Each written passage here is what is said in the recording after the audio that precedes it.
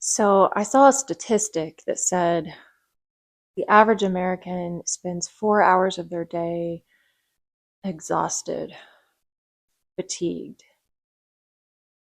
And this didn't really start to happen until after the pandemic, but we're seeing this a lot more where people are just burnt out and they're feeling like there's no point to anything. They're feeling overwhelmed by the state of the world. And I believe that it's something happening in the collective, and you could say maybe it's the solar flares that we're having. I think that does play a part in it. But I also think it's the collective repression of the shadow. So today I want to talk about shadow work and how that is super effective way to get your inner king to come out and really restore your power. The problem is that I see most men doing is I see them trying to escape their shadow or try to fix their shadow. So they're either just lost in the land of Netflix and porn and overwork, like workaholism is a really big thing too, or they're trying to just go at it and battle it, like trying to do all the things, like go to therapy, get the right kind of diet, superfoods, go to the gym every day, go hard, and that doesn't work either. Both of those things are going to just sustain this heavy feeling in the long run because there's not confrontation with the shadow yet. There is not accountability for the shadow yet, and we need that to happen first. So at the Carl Jung school, the person who had the most success, they would make that person take out the trash for the whole week. to to kind of get it ingrained in them that it's about balance. Like the key to life is balance, not being fanatical about the ego and winning. And this is what we have in America right now. We have a titan kind of society where it is all about being loud and being the best and winning. And when you are in that kind of a society, you will repress losing, defeat, feeling inferiority. You will repress all that stuff down so deep in the shadow that to actually feel it and confront it could feel like death, could be worse than death. So this is no small matter that we're talking about. Marie Antoinette, she was a royal queen, and she had this, this position. She had this position of being super privileged, and so what happened was her shadow started to kind of whisper to her, and she had this whim. She wanted to be like the peasant women, so she had her servants build her like gardens, and she got cows and she wanted to start milking cows. And so she got in there and she started to do it, but then she was like, nah. And she couldn't sustain it. She you know, boomerang back to being a queen. She was like, nah, I can't do it. And she ends up getting beheaded. So, Robert Johnson talks about that in his book, which I'm going to share a little bit of it today. He says this was the problem, right? If she would have followed through on the milking the cows and identifying a little bit more with being a peasant, she would have created such a balance. She would have become whole and maybe, perhaps, could have changed the course of history, and maybe she wouldn't have been beheaded, and it would have presented a more like a healthier image for the society at that time. So we can see how it can really screw things up when we get fanatical about one side, only the light, or also, only the shadow. Um, and then we have things like war. So, war is another way this plays out. It's when we comes from like externalizing these demons that are actually inside of us. But the psyche is so powerful that you really will externalize them. They really will present themselves as real to you if you've repressed it that much. So this is a very deep thing we're talking about here. There have been programs where they worked with veterans, guys who've been in war, and they've taught them how to lucid dream. And so actually take those externalized demons and like bring them into the dream world or activate them so where they can actually have control over their encounters with what they are thinking of as demons. They can actually see them in a state where they have control and they can change their relationship to them.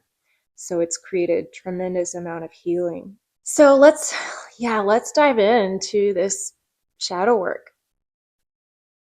I'm going to start with Robert A. Johnson's book called Owning Your Shadow. This is a really great one if you just want to get a start. And he kind of pioneered it. He was a student at Carl Jung's school, and he wrote Understanding the Dark Side of the Psyche.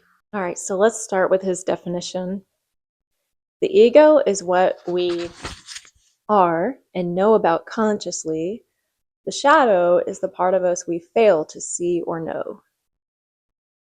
So that's the definition there. The shadow is what we fail to see or know. I've also heard it said that the shadow is when fear is stronger than love. Like fear takes over and becomes bigger than our capacity to choose love. So you could also think of the shadow as that. So Robert Johnson talks about three things: projection, romantic love and how the shadow messes with that, and paradox. Let's start with projection. So he says, today, whole businesses are devoted to containing our shadows for us. The movie industry, fashion, and novels provide us with easy places to invest our shadow. The news offer us a daily allotment of disasters, crimes, and horrors to feed our shadow nature outwardly, when it should be incorporated into each of us as an integral part of his own personality. We are left as less than our whole personalities when we invest our own darkness into something outside ourselves. Projection is always easier than assimilation. So there's projection and there's reflection.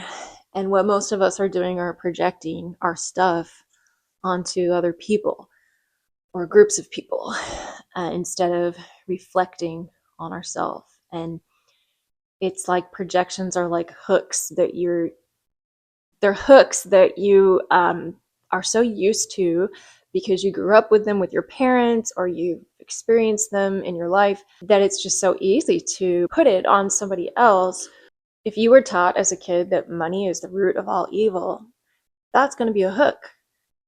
You're going to be so hooked into, if you see rich people, immediately thinking that they're bad, don't trust them, they're not worth your attention and time, you need to battle, fight them.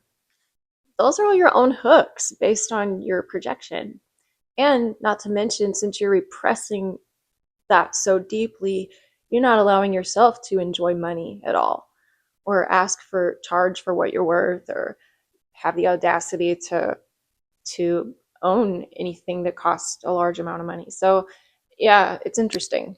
It can be really uncomfortable to catch yourself projecting onto somebody. I know I caught myself once. Well, I had to be called out on it, but I projected my own father wounds onto a yoga teacher because my father was sort of unavailable emotionally. I assumed that was what was happening with this yoga teacher and that he was just being a jerk and neglect. I projected he's neglectful and he's just so selfish and only into himself. I had this whole story about him, and it turned out that he was just busy. I love that he called me out on it. He just said, "You're projecting so much onto me right now, and I'm not up for it."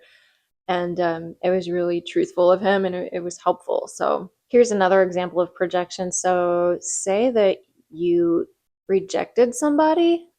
You say that you ghosted a woman because she was kind of clingy and overbearing and you were repulsed, so you ghosted.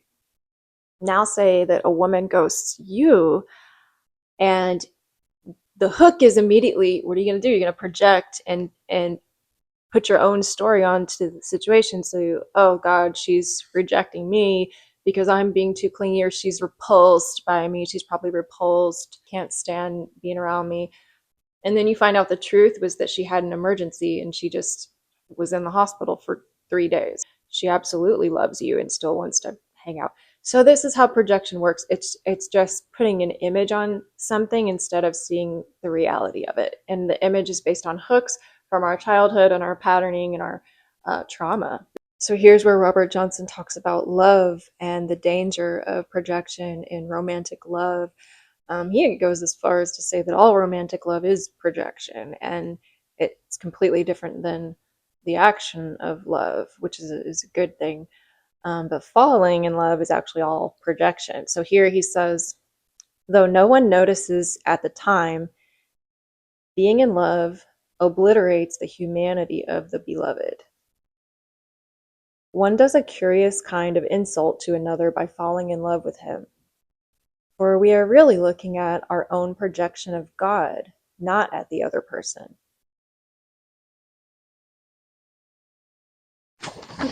If two people are in love, they tread on stardust for a time and live happily ever after.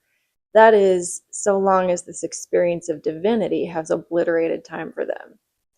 Only when they come down to earth do they have to look at each other realistically, and only then does the possibility of mature love exist. If one person is in love and the other not, the cooler one is likely to say, we would have something better between us if you would look at me rather than at your image of me.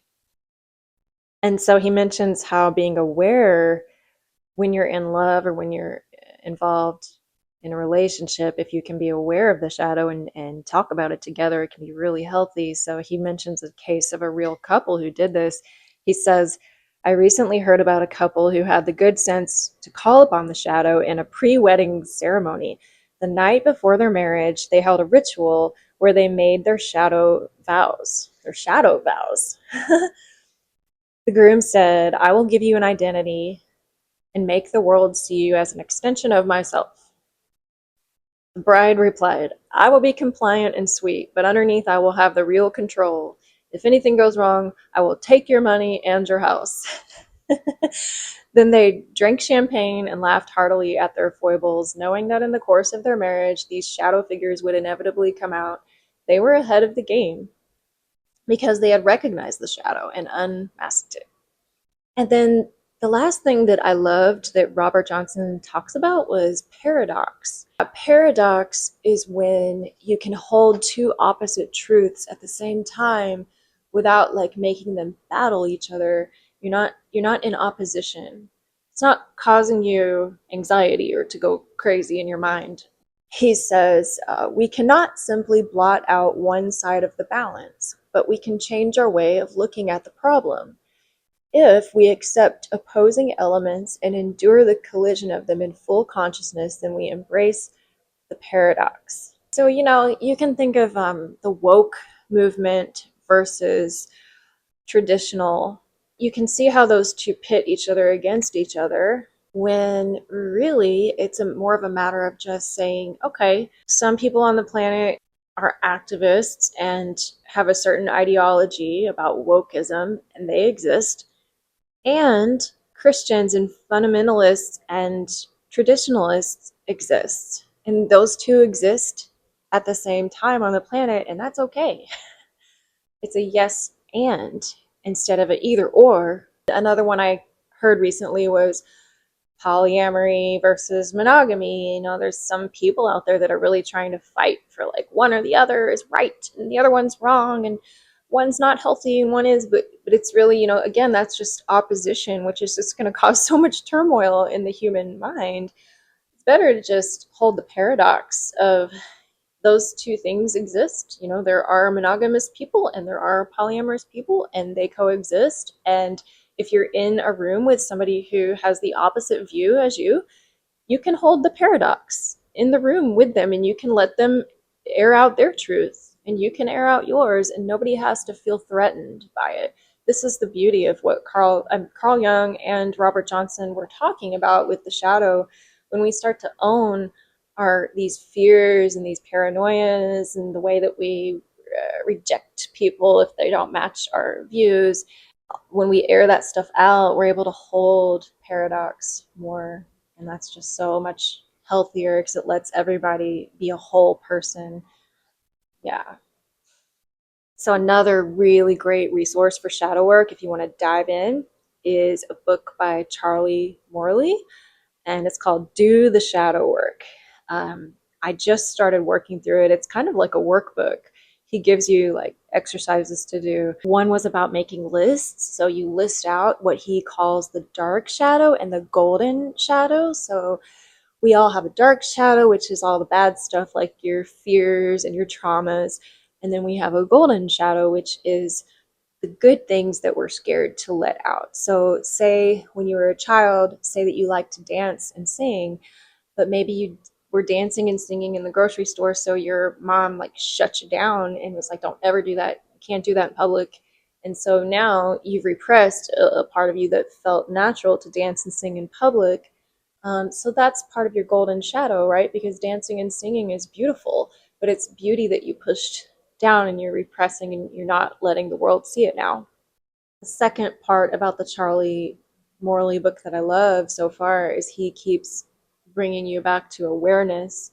And he stresses how important awareness is and that how easy shadow work really is if all it is just becoming aware of what's in your golden shadow and what's in your dark shadow, and then holding that stuff lightly and being gentle with yourself about it and being willing to meet those parts of yourself. And the third thing Charlie Morley is awesome at is lucid dreaming. So he's like a really expert lucid dreamer. He has a podcast out about lucid dreaming, which I will link below. A really great podcast episode where he talks about how he helped people with PTSD and veterans with lucid dreaming and how they could heal trauma simply by regaining control of these inner demons. And so you can apply that to yourself, like anything that you've pushed in the shadow and that you're scared to face in yourself.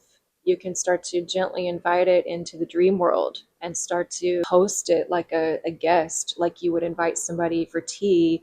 And you wouldn't be too overbearing with them, or you wouldn't be confrontational with them, but you would just be graceful. You would give them grace. And that's what shadow work is essentially. We're giving these darker parts of ourselves grace.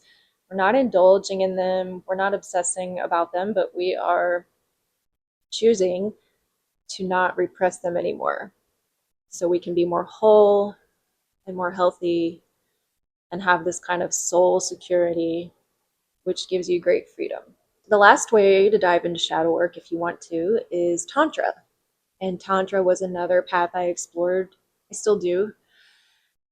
And the gene keys are a tantric system, and I use the gene keys in my sessions with clients.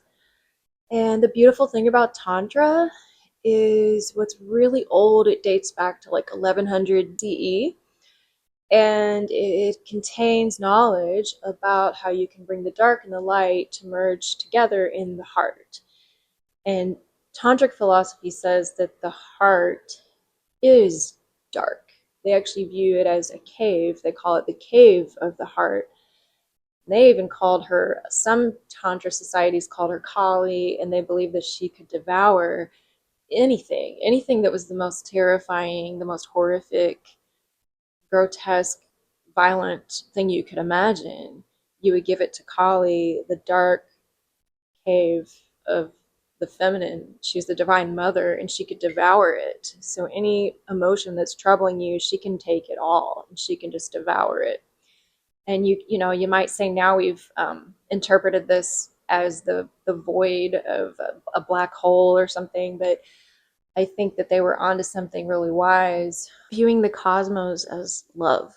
And the gene keys, there are 64 shadows. So very interesting to see your gene keys chart, and it's like a map of your greatest shadows, your core wounds, and the great gifts that are held inside. So you can kind of see the gold and the dark in your gene keys blueprint. This is great alchemy. Tantra is an alchemical path. Alchemy is basically the releasing of trapped light in the shadow. So you could even say locked in your cells at a cellular level, it's locked in the body, trapped light inside your body.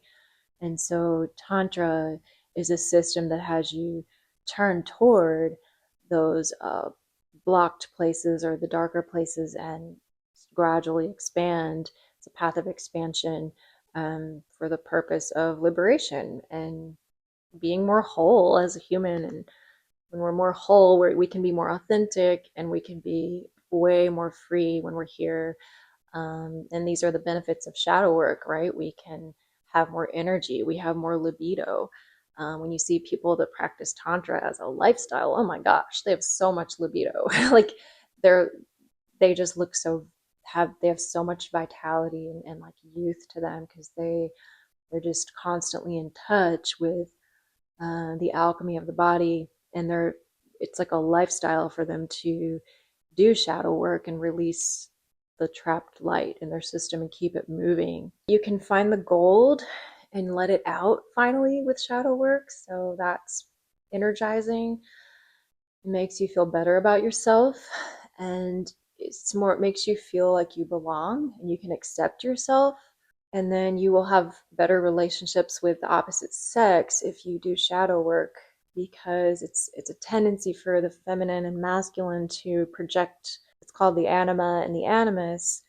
It's like they're opposite. It's just like a little hint.